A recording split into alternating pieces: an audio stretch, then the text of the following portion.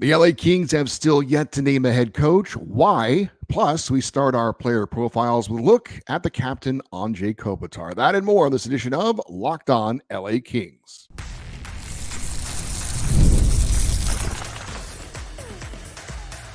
You are Locked On Kings, your daily podcast on the Los Angeles Kings. Part of the Locked On Podcast Network, your team every day. Hey, Kings fans, welcome to Locked On LA Kings, part of the Locked On Podcast Network, your team every day. Thanks for making Locked On LA Kings your first listen every day. We are free and available wherever you get your podcasts. We'd love for you to leave us a positive comment on Apple Podcasts if you're a fan of the show. And we're on YouTube. Please like and subscribe if you're enjoying this content. I'm Eddie Garcia, your host of Locked On LA Kings.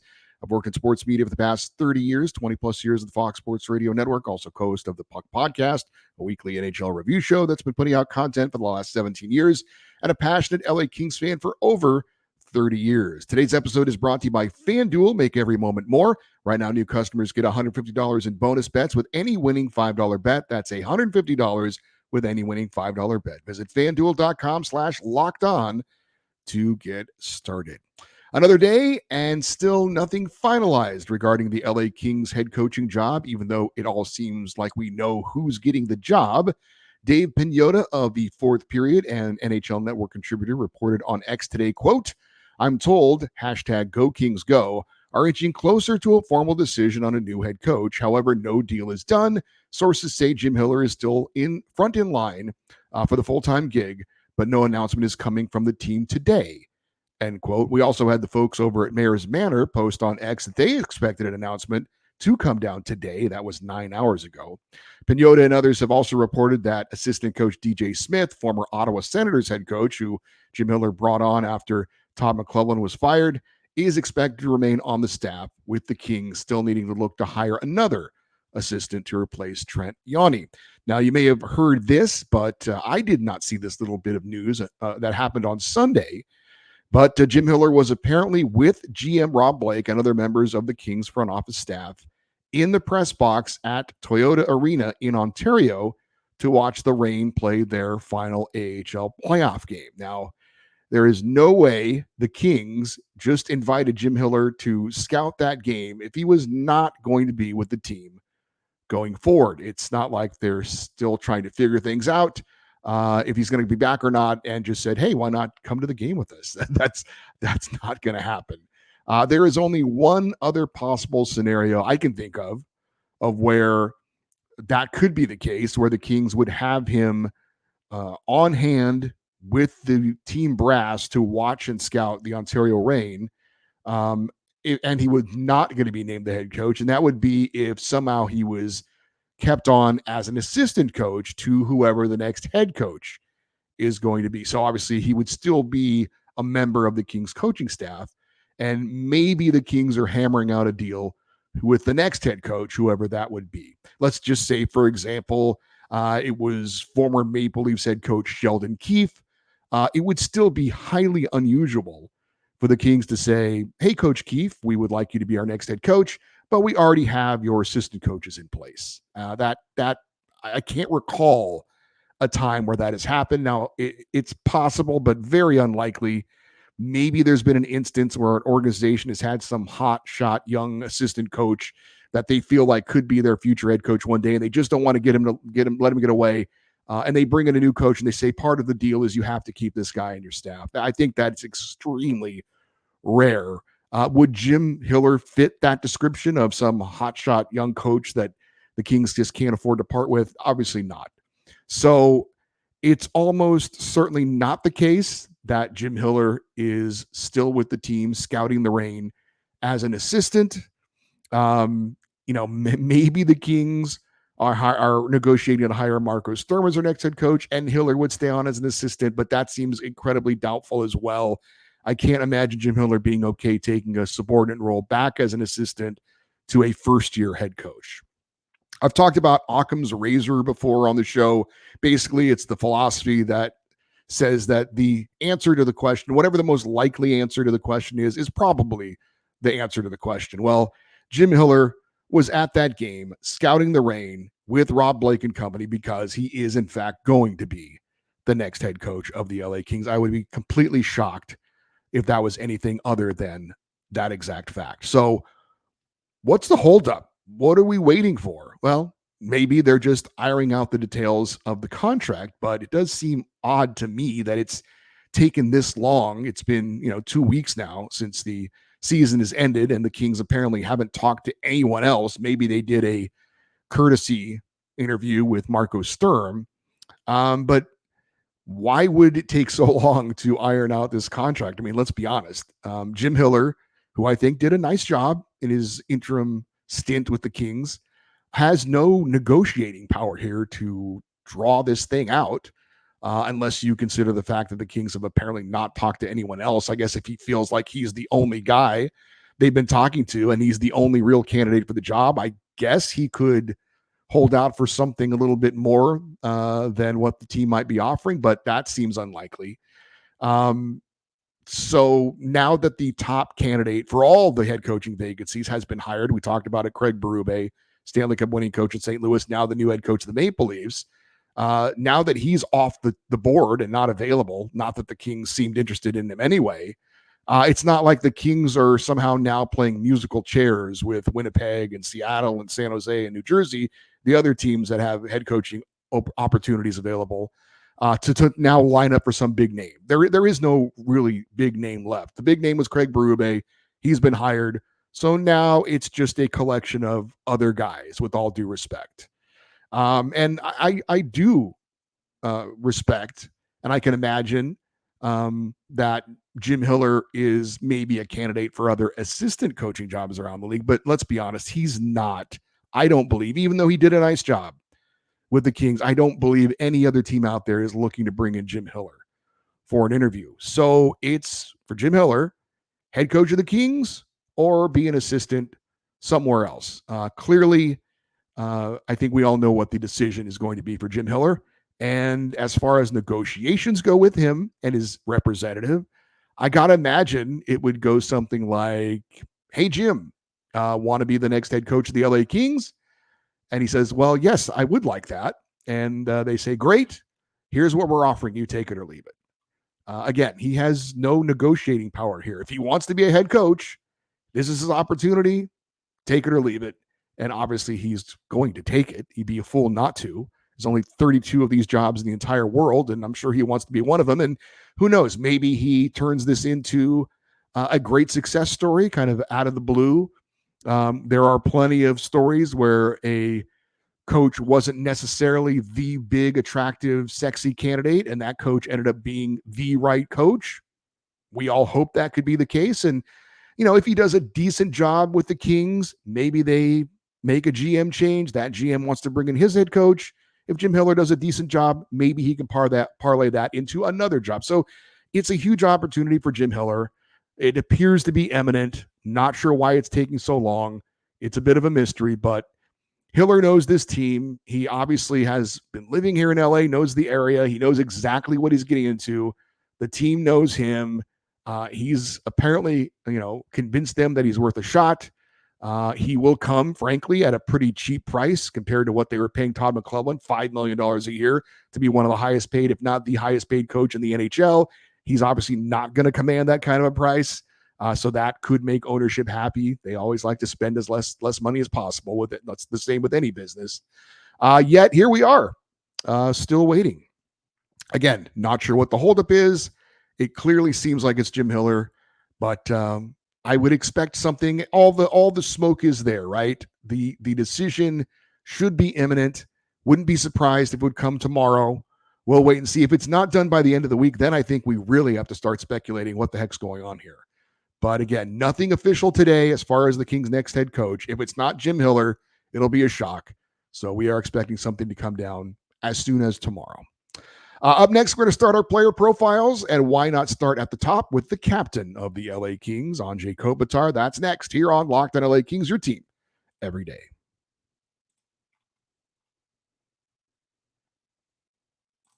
It is playoff time in the NBA and the NHL. Baseball's in full swing, and FanDuel is your place to bet on everything. Right now, new customers get $150 in bonus bets guaranteed That's $150 win or lose. Bet on everything from slap shots to home runs to slam dunks, all on an app that is safe, secure, and easy to use. Unfortunately, we can't bet on the Kings, Lakers, or Clippers anymore, but we could bet against the Oilers and the Mavericks, those teams that beat our LA teams. And the Dodgers are in first place, one of the favorites to win it all in Major League Baseball. It's still a great time of the year to be a sports fan, and you could make it even better and more fun by winning with FanDuel. You can bet on who will win, who will lose, things like how many home runs Shohei Ohtani will hit, and you do it all on an app that is safe, secure, and easy to use at FanDuel. What are you waiting for? Visit FanDuel.com/lockedon and make your first bet an automatic win. FanDuel, America's #1 sportsbook.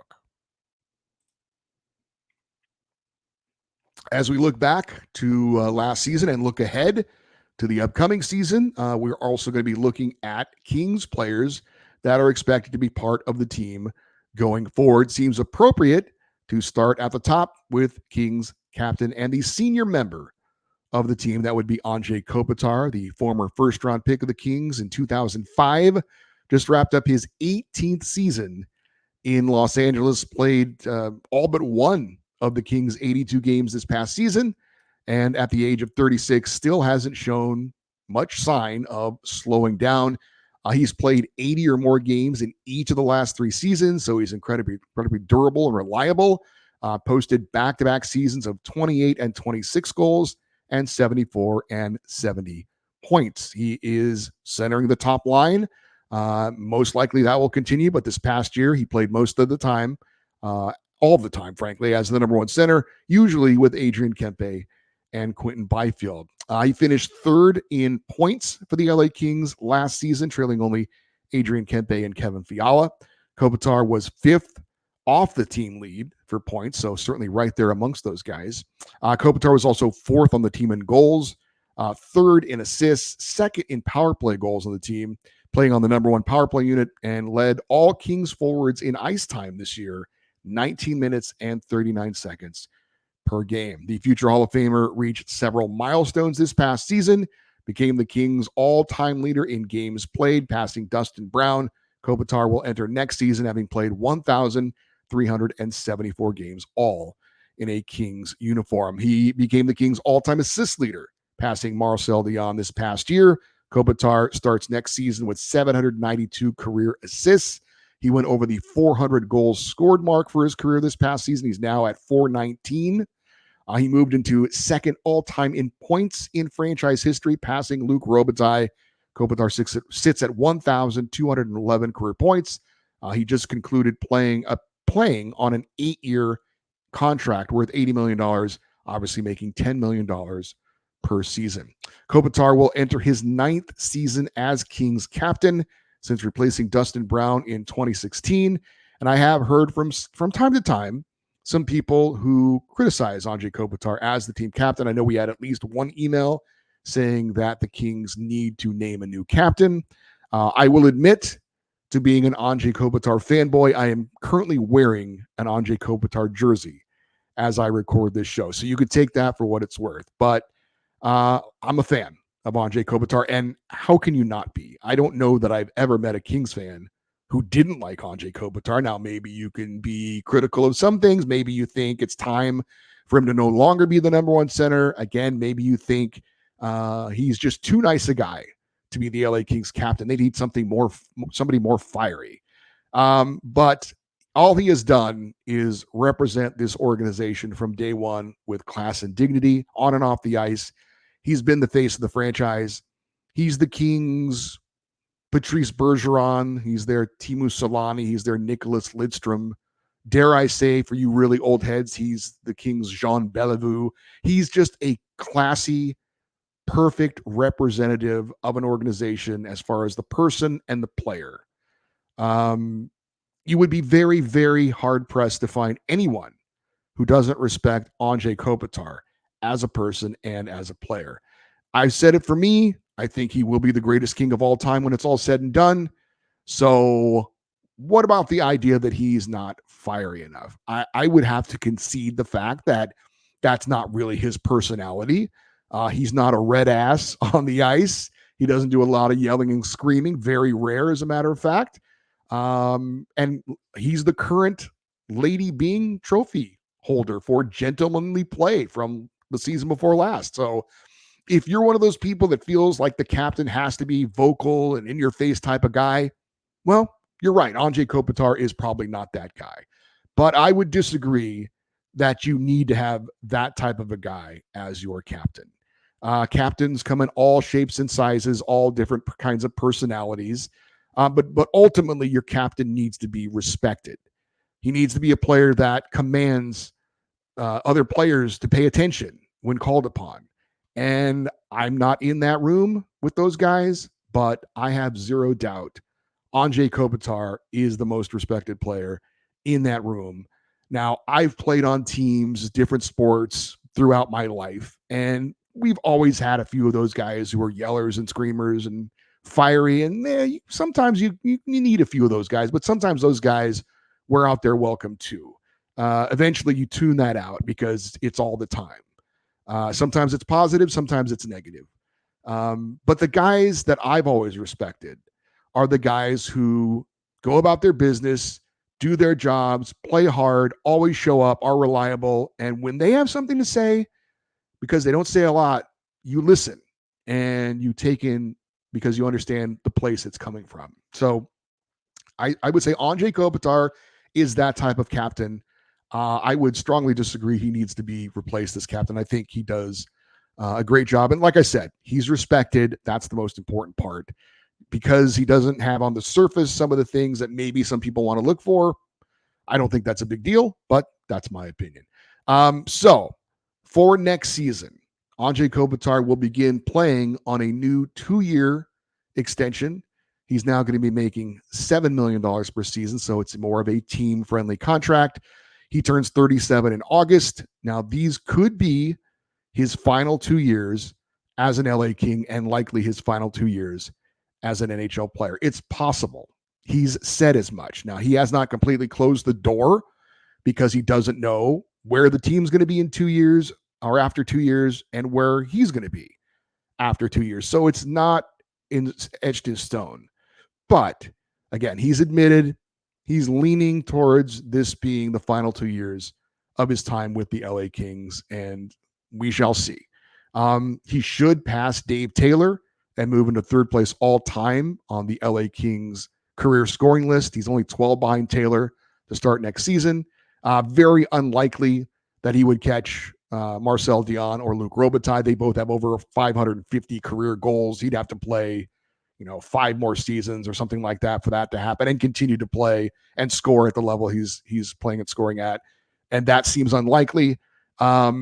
He should pass Luc Robitaille for most game-winning goals in Kings history. He's only 2 behind Lucky Luke as we talk right now. So certainly some milestones left for Anze Kopitar to reach. He has, Marcel Dion in his sights as far as points, the all-time points leader in Kings history. He's 96 points behind Dion, and barring some huge drop-off in his production, he should be in line to pass Marcel to be the Kings all-time points leader sometime season after next. I know it's been brought up as well about him not being the number one center for the Kings anymore. But I think the fact is he's still the best center on the team. You could make an argument that the Kings need to go out and find a better number one center, have Anze Kopitar maybe be the number 2 center. Obviously, that doesn't seem to be in the cards at this point for the LA Kings. If Anze Kopitar is no longer elite, he's still very, very good. The numbers say that. Now, is he the number 1 center on one of the top teams in the league? No, but I don't see any reason why he wouldn't still be the Kings' number 1 center. And it's not based on status with the team. It's based on what he's done on the ice recently. Talked about it. He's better than Phillip Danault. If you want to even say best case scenario, Pierre-Luc Dubois returns to the form that he's had in other places and is back to his career numbers, he's still not better than Anze Kopitar. Certainly not as a two-way player, that's for sure. I guess you could make an argument that Quentin Byfield at some point, if he takes another leap forward, could command being the number 1 center, which is his natural position. But certainly going into next season, that's not the case and probably would not be the case for next season. So things I would say are still in line, for better or worse, for Anze Kopitar to be the number one center for the LA Kings next season. And there's going to be some changes next year as far as the line combinations, but I would not be surprised if there was one line I could see staying intact from last season. It certainly is the number one line of Anze Kopitar, Adrian Kempe, and Quentin Byfield. So expect to see some changes for next year. Expect to see some players maybe taking on some bigger roles, but not the case with the Kings captain. Anze Kopitar should be and is expected to be the Kings' number one center going forward next season. Kevin Fiala should be a top 6 forward next season. He's been putting on a show at the World Championships. We'll give you the details on that next here on Locked On LA Kings, your team every day. Policygenius is the country's leading online insurance marketplace. It saves you time and money so you can provide for your family with financial safety net starting today. With Policygenius, you can find life insurance policies that start at just $292 per year for $1 million in coverage. Some options offer same-day approval and avoid unnecessary medical exams. Life insurance is not something you might be thinking about, but you should, because you never know what could happen in life. Be responsible and be ready. Policygenius helps you compare your options from top companies, and their team of licensed experts is on hand to help talk you through it. Your work life insurance policy may not offer enough protection for your family's needs. Even worse, it may not come with you if you leave your job. Policygenius gives you unbiased advice from a licensed expert support team. They have no incentive to recommend one insurer over another, so you can trust their guidance. They have thousands of 5-star reviews on Google and Trustpilot from customers who found the best fit for their needs. Check life insurance off your to-do list in no time with Policygenius. Head to policygenius.com/LockedOnNHL or click the link in the description to give you your free life insurance quotes and see how much you could save. That's policygenius.com/LockedOnNHL. Let's give you an update on the 4 LA Kings participating in the IIHF World Championships in Czechia. Let's start with Kevin Fiala, who is on a tear when he's not kneeing other players. Fiala had 2 goals and an assist in Switzerland's 3-2 win over Finland earlier today. Fiala now has 6 goals and 4 assists for 10 points in 6 games. By the way, if you don't know what I'm talking about, Fiala was called for a major penalty and ejected from Switzerland's previous game against Canada. Switzerland now 6-1 in the tournament. We'll obviously talk a lot more about Kevin Fiala when we do our player profiles on him at some point this offseason. But with Victor Arvidsson likely on his way out, Fiala has to be in a top 6 role next season. I know he has put up good numbers playing a lot on different third lines for the LA Kings, but he is too talented not to be a top 6 forward for the Kings. Put him on the second line with Pierre-Luc Dubois, and let's see what happens next year. But that's to be talked about more at a later time. Speaking of Pierre-Luc Dubois, he had an assist in Canada's 4-3 overtime win over the host country Czechia earlier today. PLD now has a respectable 2 goals and 4 assists, 6 points in 7 games. In the latest game for Canada, he played 24 shifts and had 16 minutes and 42 seconds of ice time. Canada is still undefeated at 7-0. Adrian Kempe and Carl Grundstrom helped Team Sweden stay unbeaten. They're 7-0 as well. After a 6-1 win over Slovakia earlier today, Kempe had an assist, while Grundstrom was held scoreless. Kempe, who became more of a playmaker this year, right, with the LA Kings, led him in scoring, but had a lot of assists this year. Well, he's racking up the assists playing on Team Sweden. No goals yet for Kempe, but he does have 5 assists in 7 games. For Grundstrom, he does have 1 goal, no assists in 7 games so far. So all 3 teams, Canada, Sweden, and Switzerland, are all shoo-ins to make it into the medal round. So all 4 of those Kings players should be getting some extra hockey this postseason. And hopefully, again, fingers crossed, everybody stays healthy. One little nugget of news to pass along, and shout out to friend of the show, Russell Morgan from Hockey Royalty, for posting this.